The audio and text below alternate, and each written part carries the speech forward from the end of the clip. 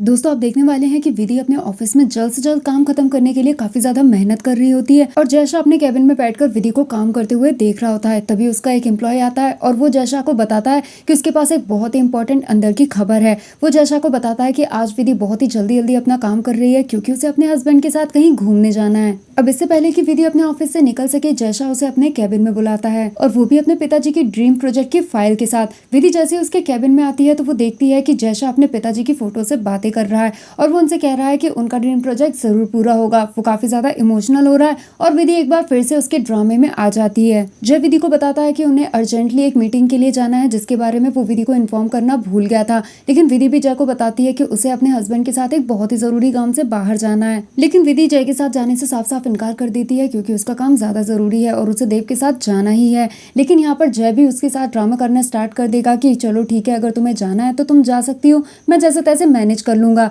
जब वो देखता है कि विधि को इस बार कोई भी फर्क नहीं पड़ रहा है तो वो एक बार फिर से अपनी चाल चलता है और विधि से कहता है कि मैं तुम्हें टाइम से पहले वहां पहुंचा दूंगा। वो विधि को पूरा यकीन दिलाता है कि मीटिंग में ज्यादा वक्त नहीं लगेगा। तो वहीं दूसरी तरफ देव भी विधि का इंतजार कर रहा होता है और वो विधि से मैसेज करके कहता है कि वो टाइम से वहां पर पहुंच जाए और विधि भी देव से प्रॉमिस करती है कि वो टाइम से पहुंच जाएगी, बस वो उसे लोकेशन सेंड कर दे। देव विधि को एक बार फिर से एहसास दिलाता है कि विधि का देव के साथ होना कितना ज्यादा जरूरी है और विधि भी देव को बताती है कि वो इस बात की गहराई को समझती है और इसलिए वो बिल्कुल भी लेट नहीं होने वाली। अब क्योंकि जय ने विधि से प्रॉमिस किया है कि मीटिंग टाइम से पहले ओवर हो जाएगी, इसलिए विधि जय के साथ उज्जैन जाने के लिए तैयार हो जाती है। इधर अम्बा भी देव के लिए तैयार होने में कोई भी कसर नहीं छोड़ती क्योंकि इतने दिनों की मेहनत के बाद फाइनली देव उसे मिलने के लिए तैयार हो गया है। विधि का जैसे ही टाइम होता है वो मीटिंग छोड़कर बाहर आ जाती है और यहाँ पर जय भी उसके पीछे पीछे आ जाता है और वो विधि से कहता है कि तुम यहाँ पर मेरी जिम्मेदारी से आई हो, इसलिए तुम्हें सही सलामत तुम्हारी जगह पर पहुंचाना भी मेरी जिम्मेदारी है, तुम्हारा एक भी रुपया खर्चा मैं होने नहीं दूंगा। वो विधि से कहेगा कि वो खुद विधि के लिए कैब करेगा और विधि के सही सलामत टाइम से अपनी जगह पर पहुंच जाने की पूरी जिम्मेदारी जय की है।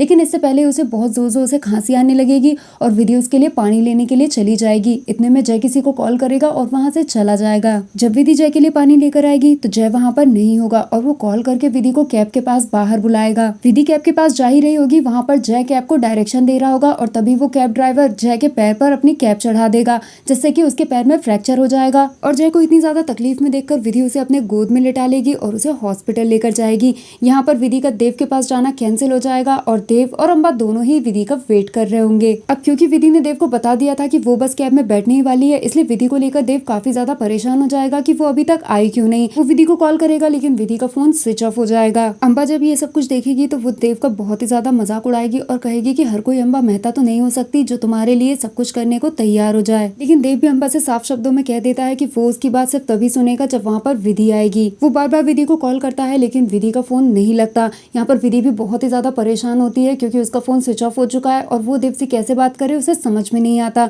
तो वहीं दूसरी तरफ जय बहुत ही ज्यादा तकलीफ में होता है और उसे तकलीफ में देखकर विधि को बिल्कुल भी अच्छा नहीं लगता।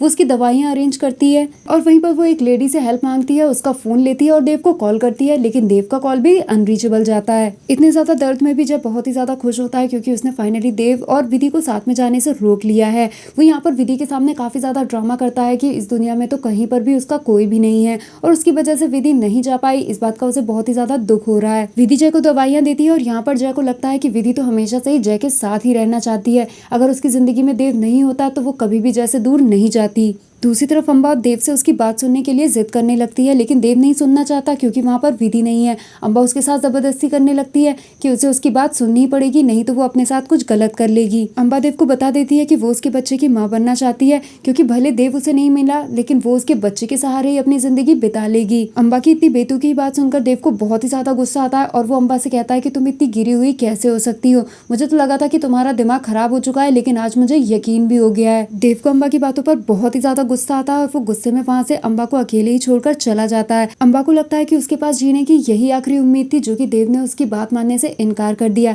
इसलिए अब उसे कोई भी नहीं बचा सकता। तो दोस्तों क्विक रिव्यू में इतना ही। वीडियो अच्छा लगा तो एक लाइक जरूर दें। Thanks for watching.